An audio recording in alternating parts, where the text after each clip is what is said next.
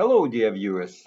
What I would like to discuss with you today is this big summit of NATO in Ankara. It's already a midnight in Ukraine, and we know for sure that President Trump is in Ankara, and he used to have already a meeting with President of Turkey Erdogan, and Trump took the flight through the big, beautiful ocean as he likes to say. So eventually he is in Ankara now. What I want to discuss with you, I want to discuss with you two related issues. The first issue is related to what is the agenda President Trump might have in Ankara, and what is his economic logic behind all the things which are going to be discussed in Ankara, in Turkey. And the second issue, which is absolutely important for me and for other Ukrainians, is related to the situation in Ukraine and to the possibility to get some more missiles from the United States. And at least this is a hope which Ukraine has now in Ankara. And also, within this second issue, I want to discuss with you a question related to extra financing which Ukraine might get after this Ankara meeting.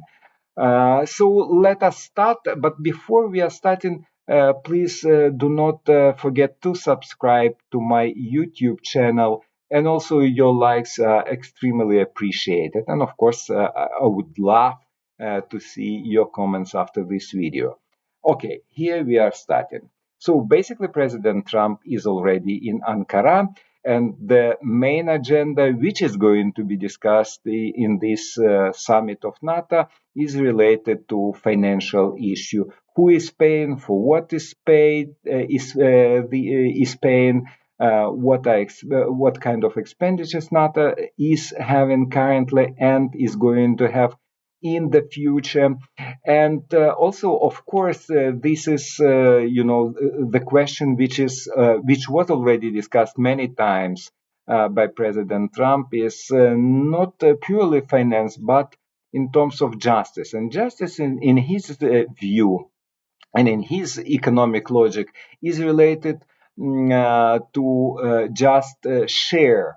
Each country, a member NATO state, is paying for its defense and security. So basically, what we observe currently now in terms of financing, we know for sure that all the world is paying now for their security and defense. And for sure that those countries which are not NATO members are also, paying for their security and defense and military expenditures. And altogether, I would say that it's roughly around 2 trillion US dollars. So basically, one more time, those countries which are not members of NATO bloc, they are spending in 2026 approximately roughly around 2 trillion US dollars. Also true that among these countries which are not members of NATO, we also have countries which are still very friendly to United States and to NATO.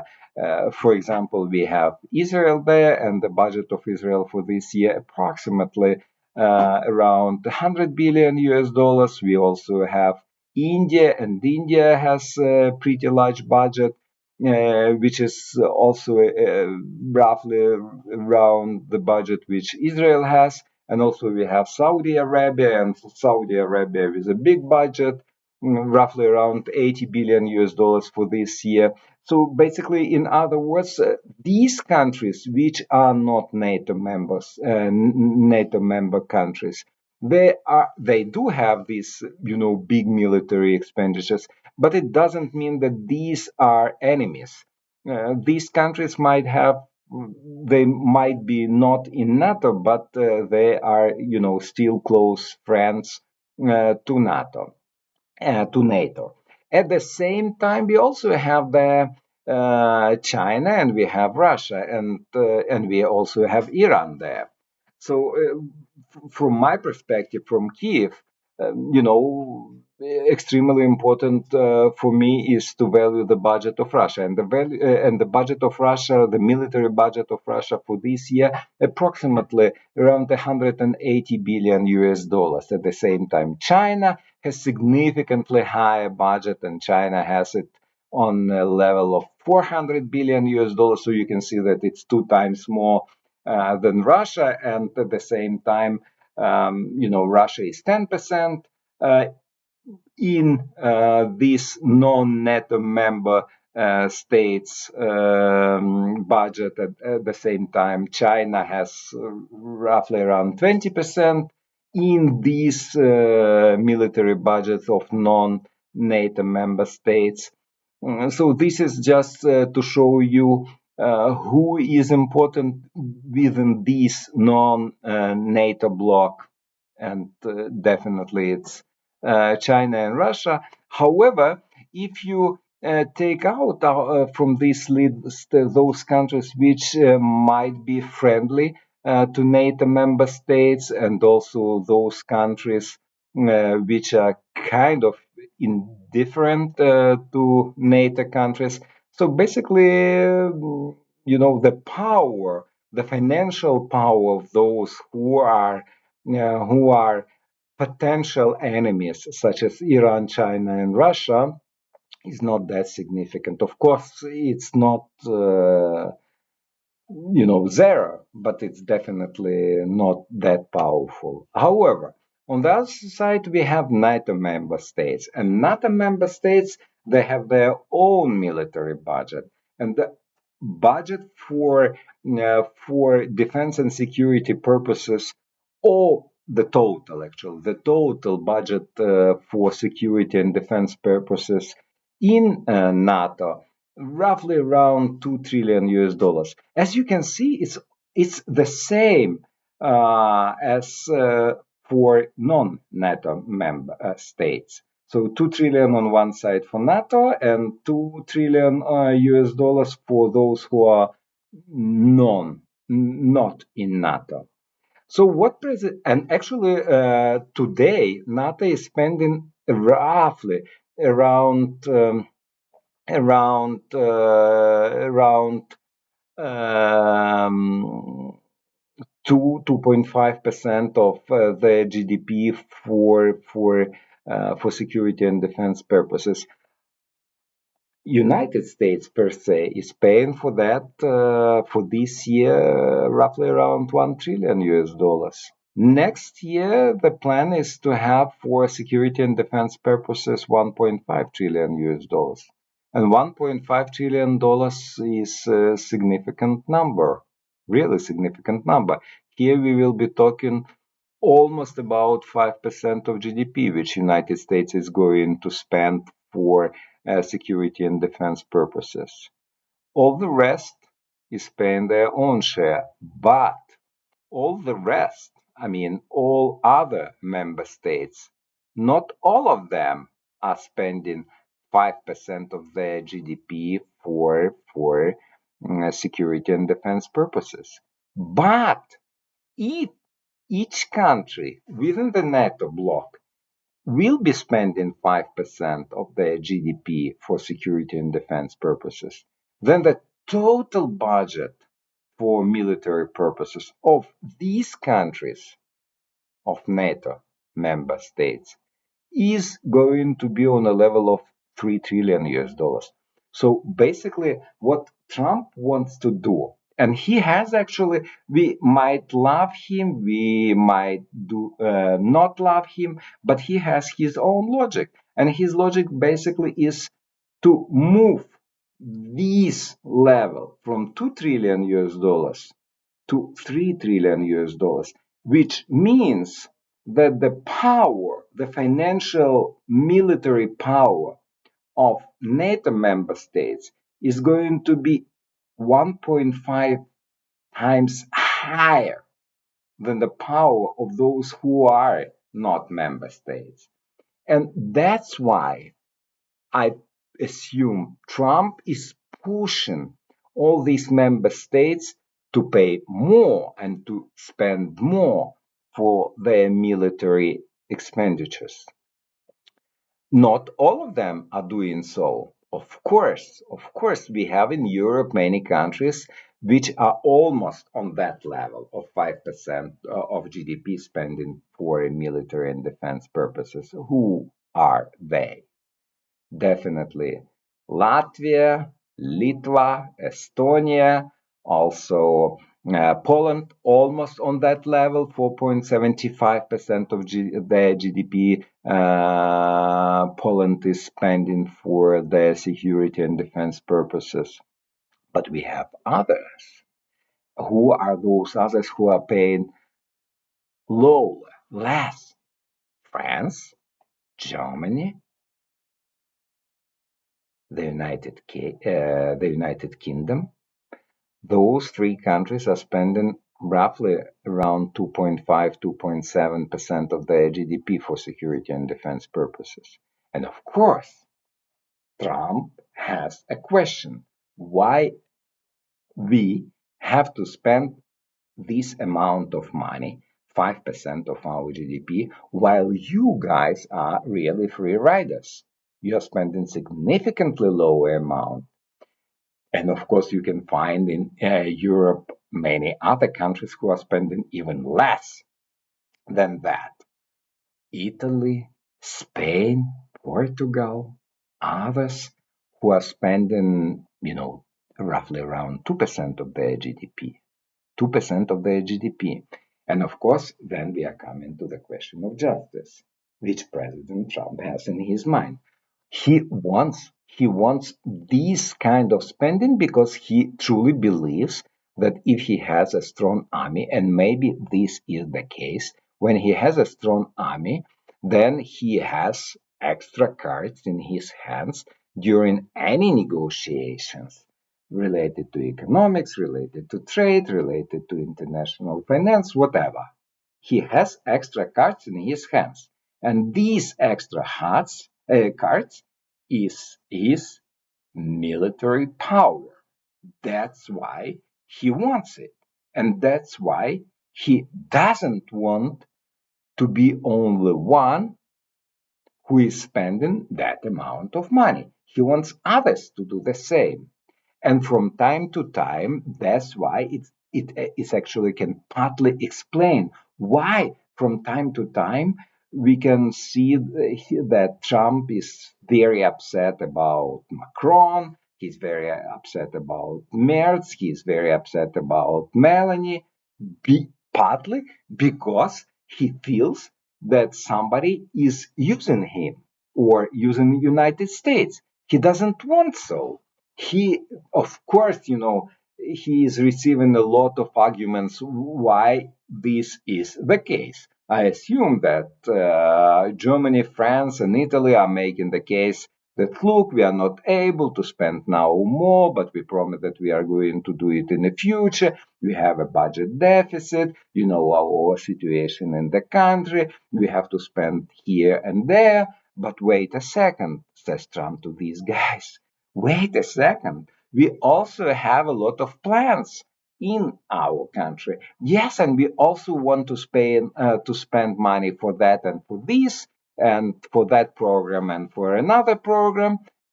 Why we should not do so and you should do so? Why? Why? We are talking about justice. We are talking about justice. And if we are talking about justice, justice also means that we spend money in equal shares. This is his logic. And that's why, my assumption is that's why we saw so many messages coming from the White House before his trip to Ankara, saying that, look, it's still unclear whether Trump is going to go to Ankara, whether he's going to participate in this meeting. It's possible that either Mike Rubio will be flying to Turkey or maybe JD Vance will fly to Ankara. And eventually, we heard this message from Trump that he is coming, but he had his own justification Why he is coming? He said clearly that he is coming because he promised it to the president of Turkey, Recep Tayyip Erdogan, and who is a great friend of mine, as usually for Trump. You know, everybody is a great friend of him, and that's why he is coming to Turkey, because he is making a favor to the host country, and the host country in this case is Turkey. So basically, Trump went to Turkey not because he wanted to see the faces of others, but because he wants to make something nice to President Erdogan.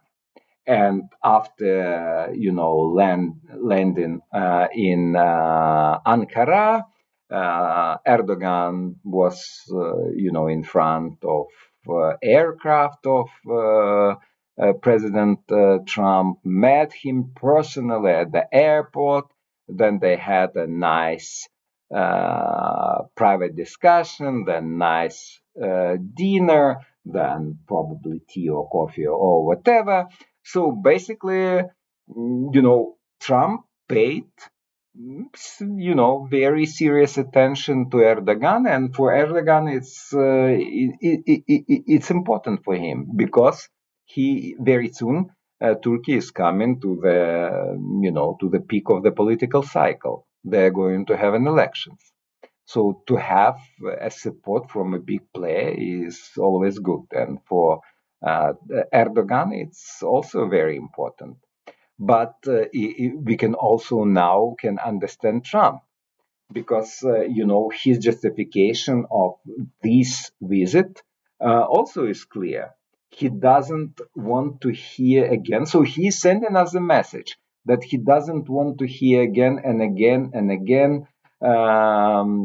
These excuses coming from some Europeans saying that, look, we are member states, but we don't want to spend this money. We have these problems here and there. So he is sick and tired. In my understanding, Trump is sick and tired about all these, games coming around, and he is sending a message that, look, guys, either you are doing, how I am saying to you, or, I don't care about your security. That's why, again, when he was saying this phrase about big and beautiful ocean, this big beautiful ocean related to the message we are receiving from Trump that, hey guys, whatever problems you have in Europe, it's not my problem. The problem is yours, because we have between us this big beautiful ocean. So here it is about the first thing I wanted to discuss with you, and in my view, it's really important to understand this logic, and I do believe that the logic which Trump has now is exactly related to this thing. One more time, he wants all member states to spend certain amount of money because he wants to have cards in any negotiation he might be having with non-NATO member states. For him, it's important. And actually, eventually, at the end of the day, it's also important for all the rest, all states member states. It's also important for them.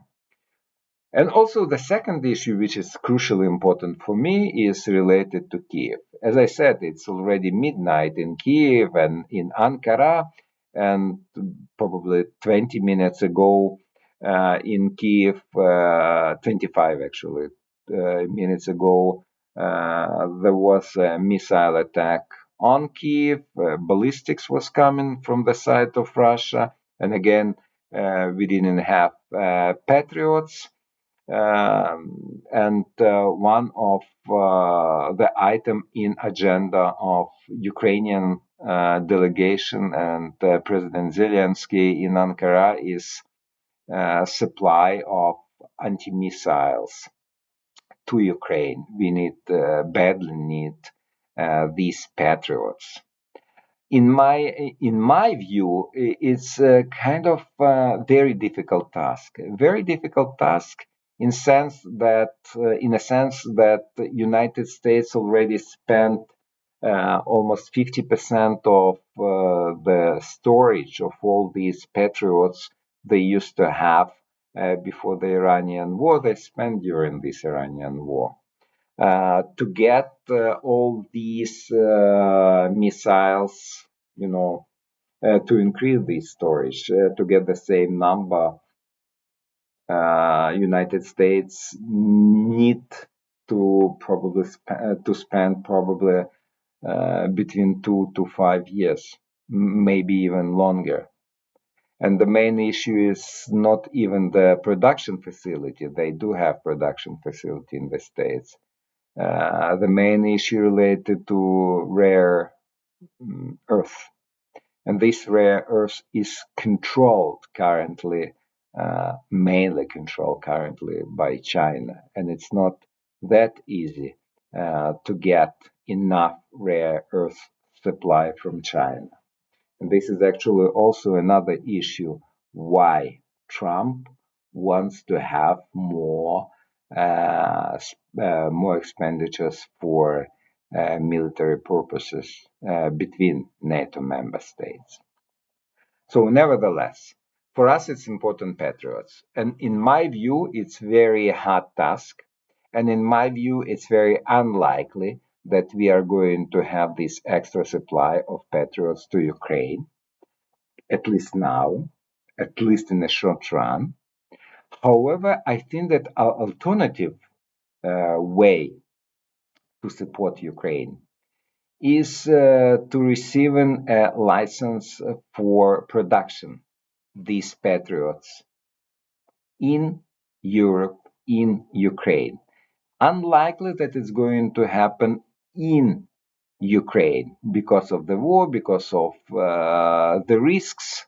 However, it might be possible to start the production of Patriots in other NATO member states in Europe. And I assume that it's very likely or very reasonable to start that kind of production in Poland due to the fact that it's the closest neighbor to Ukraine, due to the fact that they have already enough and reasonable logistics for that kind of production, and also keeping in mind that Poland is a NATO member state and might be covered by NATO countries if somebody wanted to attack these production facilities in Poland. So from this point of view, I think that it's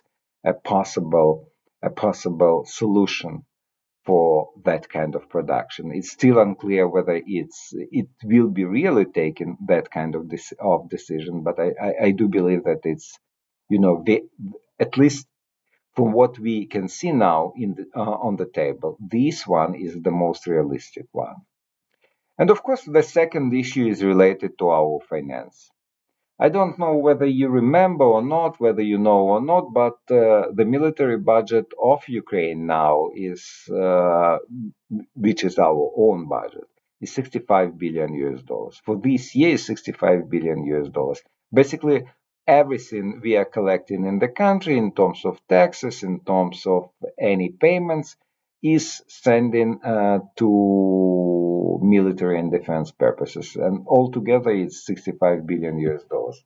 You have 65 billion US dollars for our defense and security in Ukraine. On the other side, you have 185 budget for Russia. Of course, somebody from you can argue that, yeah, look, but Russia is controlling, the whole border of the country. They still have their soldiers on a border with China, with Mongolia. They have in the Far East, in Vladivostok. They have also on the north. They also have the troops. so they have to control, all the perimeter. However, even if I agree with you, it still doesn't make a huge difference. They still have a significantly higher budget for military purposes if we are talking about the war they're running against us. And even, if you do approximation, then under this approximation, the budget they're using for this aggression against Ukraine would be on a level of 125, 130 billion US dollars. So basically two times more even than we have in Ukraine. So one of the purpose of this summit is to introduce an extra support to Ukraine. We know for sure that United States is not going to participate, at least in financing. However, other countries, and mainly European countries, are already confirmed that they are going to participate in extra financing for Ukraine. We already have extra budget for military purposes for this year and for 2027 from Europe. And for military purposes, we used to have 2 months ago a confirmation for altogether for 60 billion euros, which means roughly around 65, 70, let's say 70 billion US dollars for 2026 and for 2027, meaning that 35 billion US dollars for these purposes already reserved for Ukraine. However, it's also possible that we will receive around 60 to 65 billion euros from European NATO member states to support Ukrainian security and defense as an extra amount. So basically, we are talking about doubling the amount of support we are receiving from EU NATO member states, which means that Ukraine uh, might be able to receive an extra 65, from 60 to 65 billion US dollars for security and defense purposes already this year, and the same amount for the next year, which brings the total amount of military expenditures in Ukraine to the same level they have in Russia. In Russia, as I said, they have 125 for the war against us, and we have 65 currently, and then we are going to receive between 60 to 65 from EU and NATO member states, which brings the total amount to 125, 130 billion US dollars, exactly the same amount which they have in Russia, which makes a huge difference in all senses, including the battlefield.